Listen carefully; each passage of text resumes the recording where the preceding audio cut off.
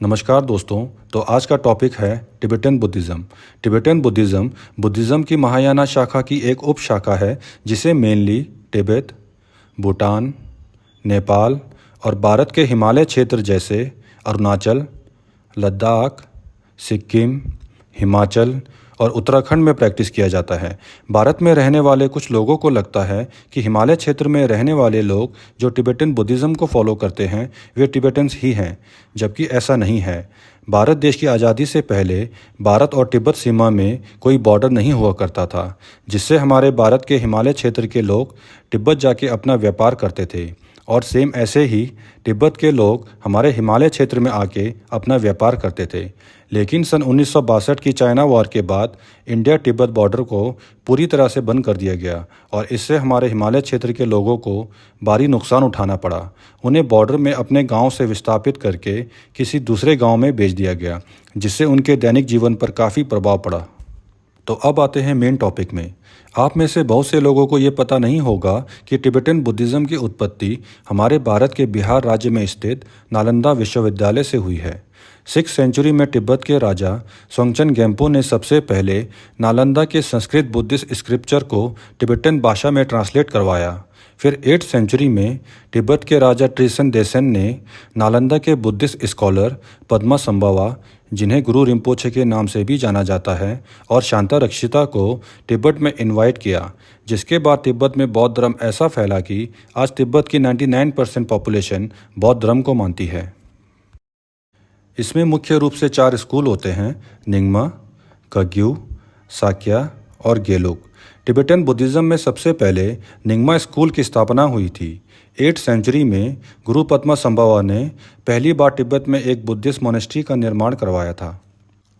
Kagyu school की स्थापना 11th century में 3 गुरुओं मारपा लोसावा, मिलारिपा और गोम्पापा ने मिलकर की थी। प्रेजेंट में ओगेन ठिल्ले दोरजे कग्यू स्कूल के 17th करमापा माने जाते हैं। कग्यू स्कूल में करमापा ट्रेडिशन की शुरुआत 11th सेंचुरी में ही हो गई थी।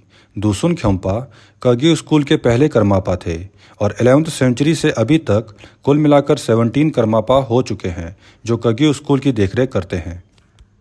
साक्या का अर्थ होता है पृथ्वी, जिसे साउथर्न तिब्बत के पोनपोरी हिल्स की यूनिक ग्रे लैंडस्केप से लिया गया है, जहां साक्या स्कूल के संस्थापक खोनखोंजो ग्यल्पो ने साक्या स्कूल का पहला मोनेस्ट्री बनाया था। प्रेजेंट में गावंगकुंगा साक्या स्कूल के 41st साक्या तिर्जन की गद्दी पर बैठे हैं। गेलुक स्कूल की स्थापना 14th सेंचुरी में जी सोंगखापा ने की थी। वर्तमान में चारों मेजर स्कूल्स में सबसे पॉपुलर स्कूल गेलुक स्कूल को ही माना जाता है, क्योंकि गेलुक स्कूल की गद्दी पर बैठने वाला शख्स पूरी दुनिया में करुणा और नॉन वायलेंस का प्रचार करने के लिए प्रसिद्ध है। His Holiness the 14th Dalai Lama. दोस्तों, आप लोगों को एक इंटरेस्टिंग चीज़ बताता हूँ। तिब्बतन बुद्धिज़्म में रीइंकार्नेशन यानी पुनर्जन्म की मान्यता है। जब भी किसी बड़े लामा की मृत्यु हो जाती है तो वे लामा फिर से पुनर्जन्म लेके इस धरती पर वापस आ जाते हैं। वर्तमान में 14 दलाई लामा इसके जीते जागते एग्जाम्पल हैं, जो आज के दिन अपनी शांति और करुणा के लिए पूरी दुनिया में प्रसिद्ध है। ऐसा माना जाता है कि जब भी दलाई लामा जी की मृत्यु हो जाती है तो वे फिर से पुनर्जन्म लेके करुणा और अहिंसा का प्रचार करने के लिए धरती पर जन्म लेते हैं। दलाई लामा की चुनाव की प्रक्रिया बहुत ही इंटरेस्टिंग और रहस्यमय होती है। हर दलाई लामा अपने से पहले रहे दलाई लामा का पुनर्जन्म माना जाता है। कहते हैं सारे दलाई लामा में बोधिसत्व अवलोकितेश्वरा की आत्मा है। हर दलाई लामा अपने जिंदा रहते ये प्रेडिक्ट करते हैं कि वो दोबारा कहाँ पैदा होंगे। सुराग देने के लिए वो एक लंबी चिट्ठी छोड़कर जाते हैं, जिसे उनकी मृत्यु के बाद खोला जाता है। फिर नेचुंग नाम के भविष्य पढ़ने वाले ओरेकल से पूछकर एक तलाश शुरू होती है। इस तलाश में पहले ये पता लगाया जाता है कि नए दलाई लामा को ढूंढना कहाँ है। अगर पुराने दलाई लामा का दाह संस्कार किया गया हो तो आँख से निकलते धुएं को भी एक संकेत माना जाता है। कई बार सभी बड़े लामा मिलकर तिब्बत के पवित्र झील लामू लासो के किनारे सुराग ढूंढती है।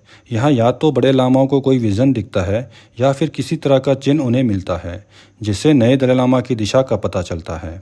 समुदाय के बड़े लोग इस दिशा और जगह में जाकर दलाई लामा की मृत्यु के बाद पैदा हुए बच्चों से मिलते हैं।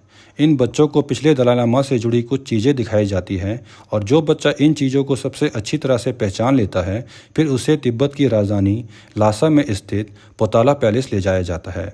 फिर वहाँ बड़े लामा छोटे दलाई लामा से उनके पिछले जन्म के बारे में कुछ सवाल करते हैं जिनकी जानकारी केवल बड़े लामा और पिछले दलाई लामा को थी। फिर यदि नए दलाई लामा सवालों का सही जवाब दे देते हैं फिर आखिरी में बड़े लामा अपने विजन की शक्ति से ये पुष्टि कर लेते हैं कि यही हमारे दलाई लामा है।